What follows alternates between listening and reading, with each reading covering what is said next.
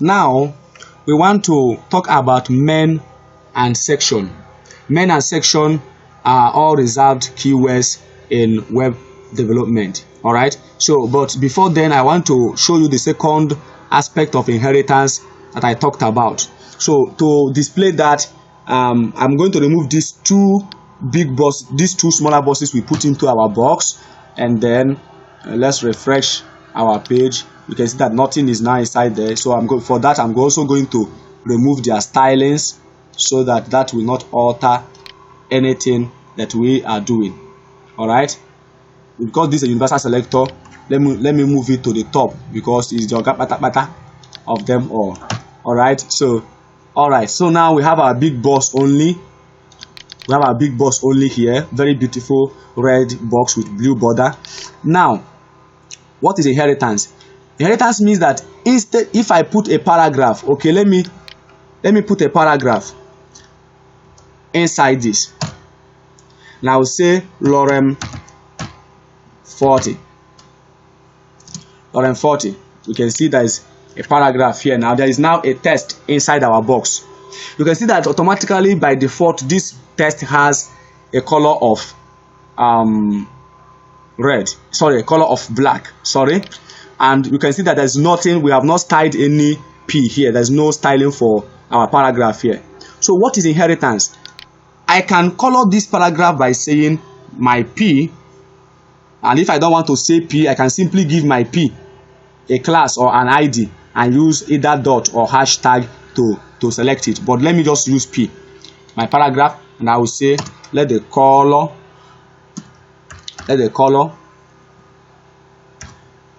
be green. All right, so let's check. You can see that the color of my paragraph is now green. So this is just now. Let me just display inheritance. Inheritance simply means, since this paragraph is inside my div, what if I move this color green to my big box? So this p will inherit the color.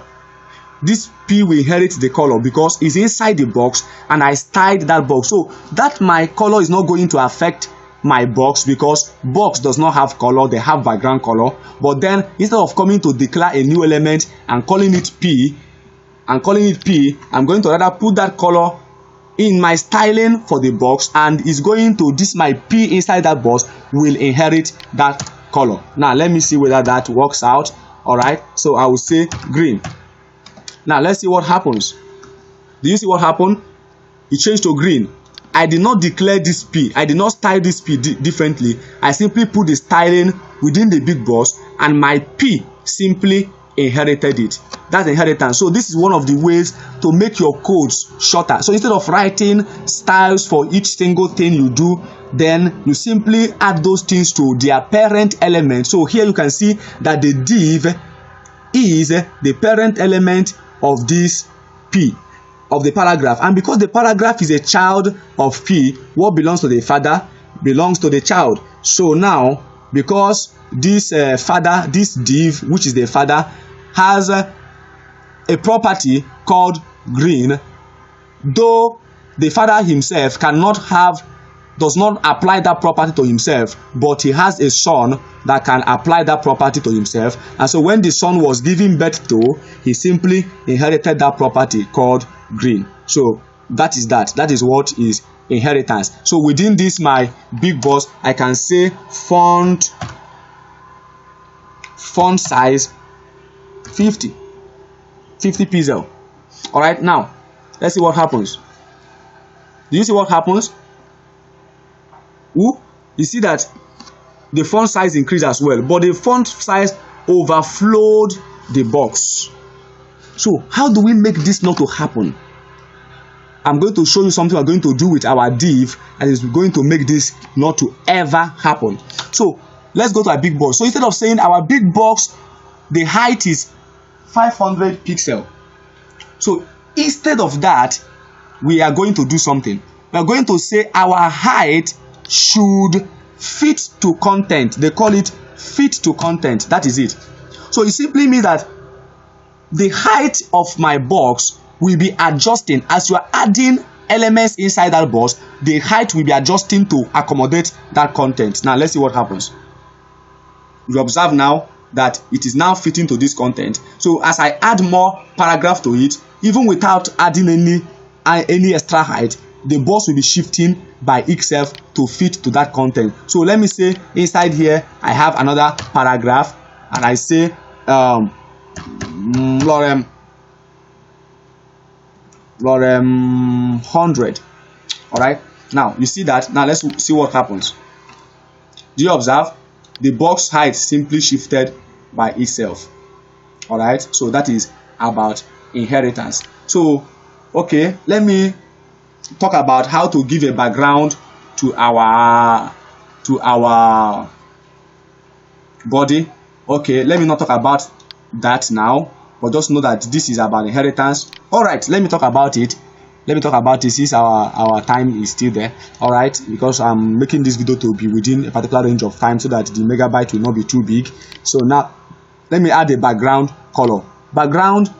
Let me just add a background. We have been working with a white background of our body all this while. So let me give my body a background. Body is been long. You need to have a background. I will say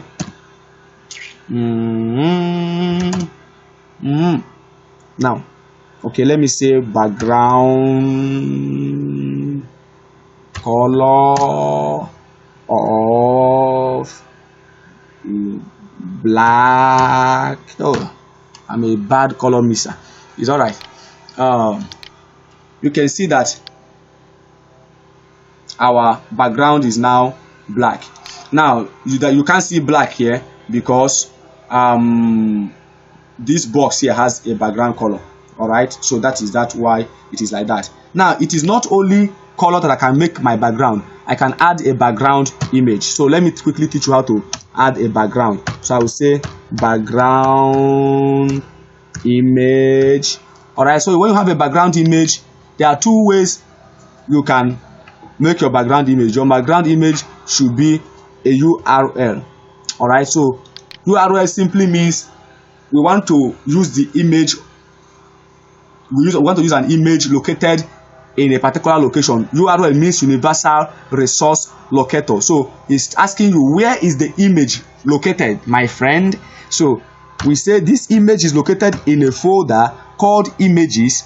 All right, so and I want to use this particular image as my background. Now let's observe. So you see it. This is now my background image. All right, so let me make the color of this my box to be more transparent so that you can see that this image will also appear within this box if we make our color more transparent. So this is the background of our big box. I'm going to drag this down to make it more transparent. All right, so that is that. You can now see that there is now a transparency. You can see that our background image is all here, but there's a problem. All the images are scattered everywhere. It is not just one image, it rather duplicated the images. So what are we going to do about this? What do? We say let background, they call it background repeat. Background repeat, we say none. Sorry, what happened? Okay, none. We say none. All right, so it's going to make that. Oh, sorry, not none. It's called no repeat, please, not none. It's called no repeat. So let's refresh. All right, you can see that now our image, because I say should not repeat, it simply put it here because the size is not enough. So what do? I will say background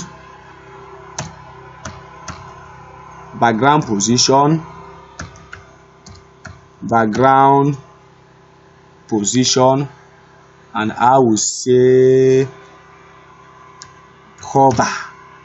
You should cover everything. Now look at what happened. because the size of our image is too small, it can't really cover this. All right, so let me see some other background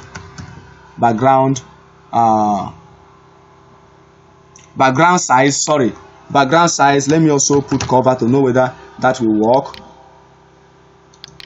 Okay, you see what happened? The image has covered, that single image has covered our background. No matter how small it is, when you say cover, that single image is going to cover our entire background. So but you can see that as we are scrolling, both our box, our text, and the image are all scrolling at once. So what are we going to do? I want this my image, as I'm scrolling, this image should stay at one place while only my content will be moving. So what do? I will say background attachment, and I will say fixed, which means my background should be at one place while every other thing should be moving. So let's refresh.